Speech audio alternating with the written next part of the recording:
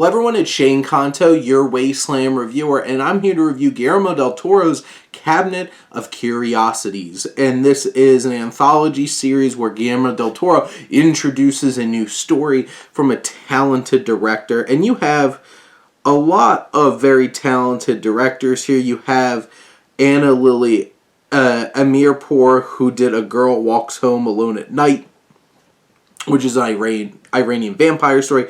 Panos Cosmatos, who did Mandy with Nick Cage. Catherine Hardwicke, who's had an interesting Twilight, but did 13. Lords of Dogtown, stuff like that. Jennifer Kent of the Babadook fame.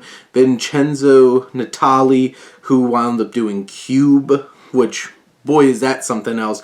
Guillermo Navarro, who's been the cinematographer for Guillermo del Toro for years.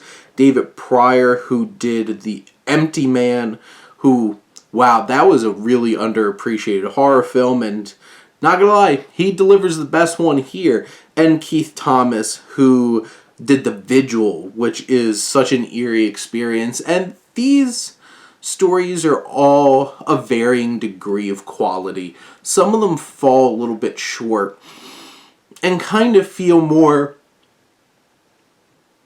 how I'd categorize something like Crimson Peak, which visually worked for me and aesthetically worked for me. I never really connected. And there's definitely a few stories here that I never really connected with. Some of them are definitely really creepy, like the one right off the bat that you get from, I think it's Guillermo Navarro's one, has Tim Blake Nelson in it.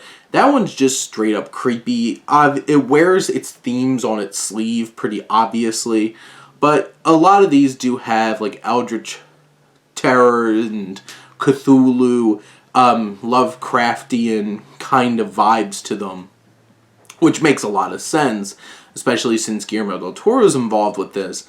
But I think the couple that really do stand out, you have one starring F. Murray Abraham, who's absolutely amazing in everything. The Autopsy, and that one from Pryor is really chilling and has such a great idea. Some of them just feel, like Graveyard Rats. I felt like just kept going on. The Outside.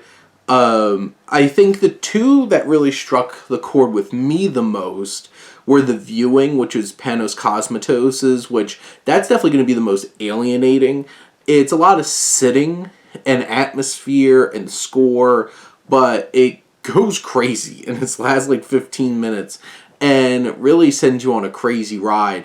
And this has the likes of Peter Weller in it, and Steve Agee, who's been in James Gunn's DC projects, Eric Andre, Sofia Boutella, Charlene Yee, and I felt like that one really worked. It was creepy, it was unnerving, had amazing atmosphere, but I think the one that really struck a chord for me the most, which is no surprise to me, is Jennifer Kent's one, who did The Babadook and The Nightingale. She's so talented, and The Murmuring, the last one, which is about a couple of bird watchers who wind up going to this isolated island. They're ornithologists, and played by Essie Davis of Babadook fame and Andrew Lincoln of Walking Dead fame. And that one's just very old school chilling, and a lot of emotion, and a lot of very human connection and story that goes along with it. And that one I really appreciated. I don't know if I'd go as far to say that I would recommend all of these. Some of them just, I don't think really clicked as well, and some of them kind of felt flat and just really overlong to me.